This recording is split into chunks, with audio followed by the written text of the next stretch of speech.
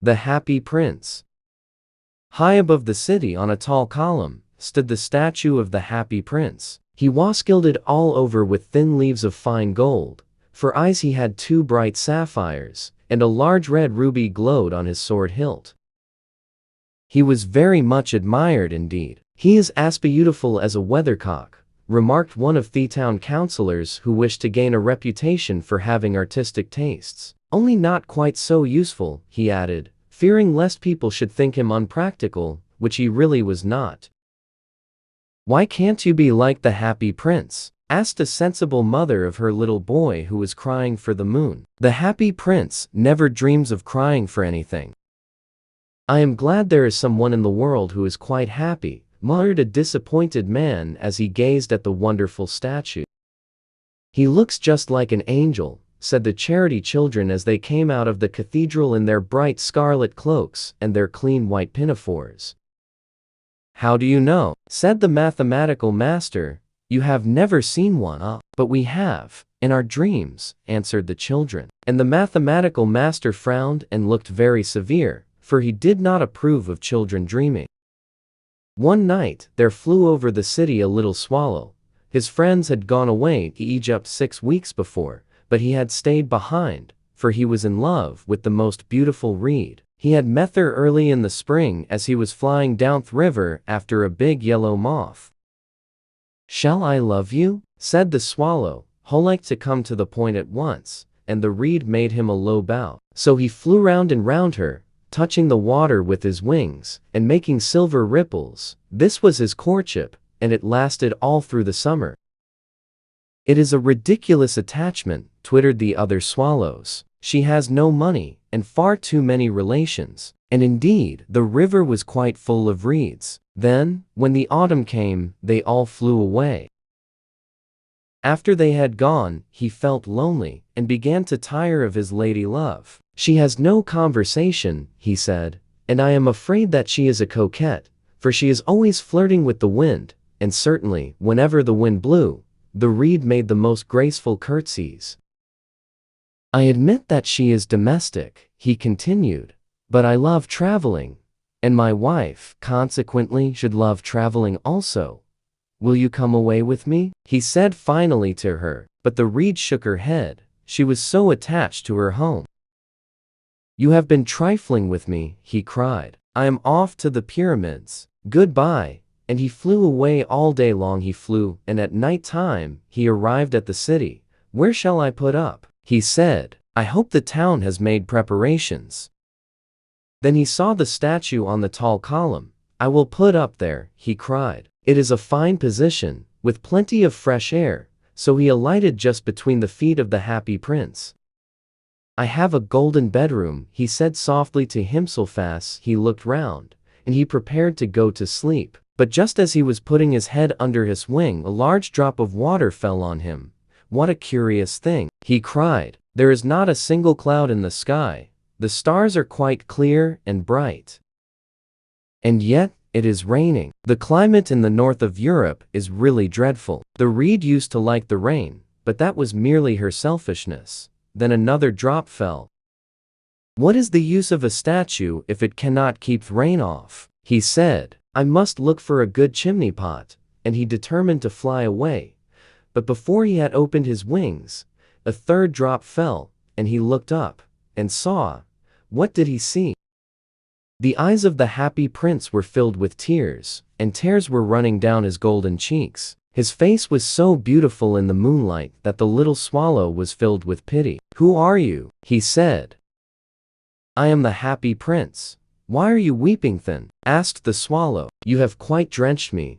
When I was alive and had a human heart," answered the statue, "I did not know what tears were, for I lived in the palace of Sans Souci, where sorrow is not allowed to enter.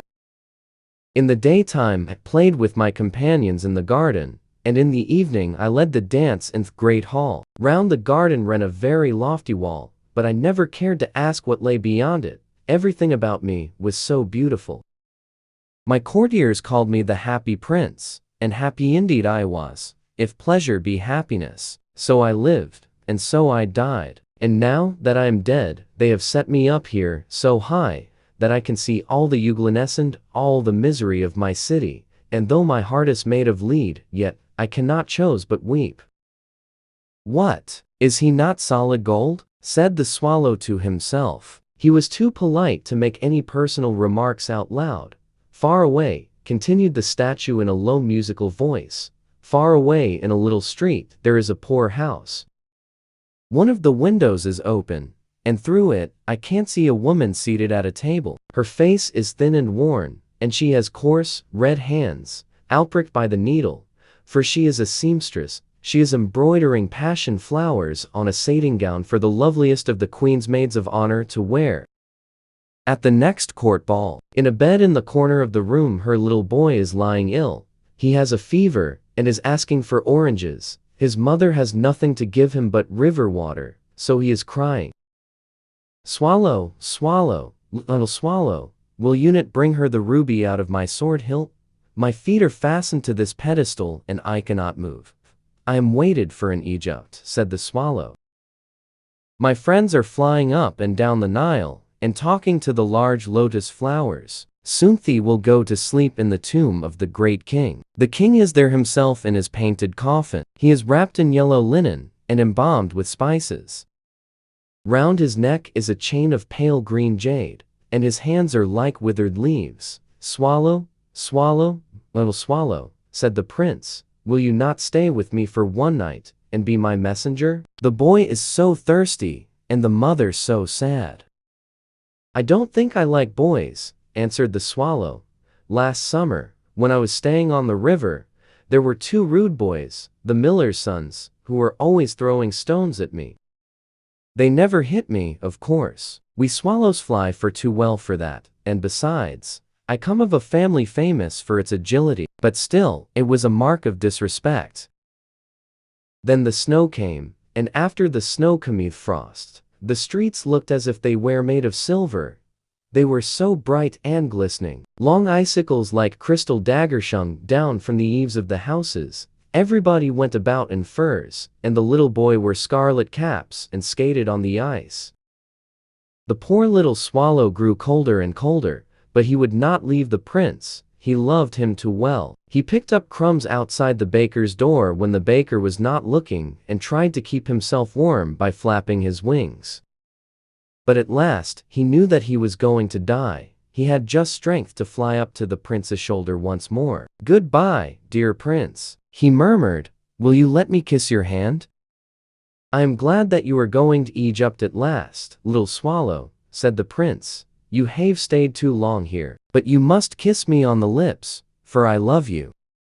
It is not to Egypt that I am going, said the Swallow. I am going to the house of death. Death is the brother of sleep, is he not? And he kissed the happy prince on the lips, and fell down dead at his feet. At that moment, a curious crack sounded inside the statue, as if something had broken. The fact is that the leaden heart had snapped right in two. It certainly was a dreadfully hard frost. Early the next morning, the mayor was walking in the square below in company with the town councillors. As they passed the column, he looked up at the statue. Dear me, how shabby the happy prince looks, he said. How shabby indeed, cried the town councillors, who always agreed with the mayor, and they went up to look at it. The ruby has fallen out of his sword. His eyes are gone, and he is golden no longer, said the mayor. In fact, he is little better than a beggar. Little better than a beggar, said the town councillors, and here is actually a dead bird at his feet, continued the mayor. We must really issue a proclamation that birds are not to be allowed to die here, and the town clerk made a note of the suggestion. So they pulled down the statue of the happy prince. As he is no longer beautiful, he is no longer useful, said the art professor at the university. Then they melted the statue in a furnace, and the mayor held a meeting of the corporation to decide what was to be done with the metal. We must have another statue, of course, he said, and it shall be a statue of myself. Of myself, said each of the town councillors, and they quarreled. When I last heard of them, they were quarreling still. What a strange thing, said the overseer of the workmen at the foundry. This broken lead heart will not melt in the furnace. We must throw it away. So they threw it on a dust heap where the dead swallow was also lying. "Bring me the two most precious things in the city," said God to one of his angels. An angel brought him the leaden heart and the dead bird. "You have rightly chosen," said God, "for in my garden of paradise this little bird shall sing forevermore, and in my city of gold the happy prince shall praise me."